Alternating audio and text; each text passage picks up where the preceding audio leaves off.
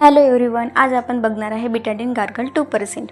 Betadine gargle is an antiseptic mouth and throat solution containing 2% providing iodine. It treat sore throats, mouth ulcers, gums, swelling and oral infections by killing bacteria, virus and fungi. म्हणजे की Betadine gargle हे घसा आणि तोंडाच्या इन्फेक्शनसाठी वापरले जाणारे antiseptic काय आहे तर एक औषध आहे. यात काय असते तर पोविडन आयोडीन 2% असते, जे घसादुखी, तोंडातील फोड म्हणजे की अल्सर आणि हिड्याची सूज बरी करते.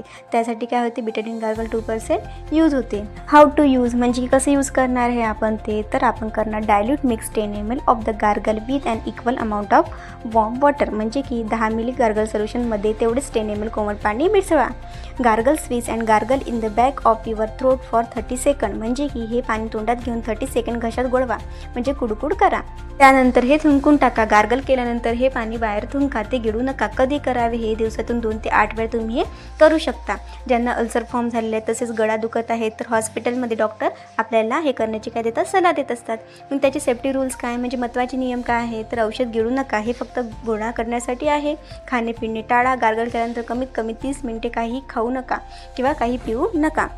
तर याची वयोमर्यादा काय आहे, कोणत्या वयाची करू शकता तर 12 वर्षापेक्षा कमी वयाच्या मुलांसाठी हे काय वापरू नये. ठीक आहे.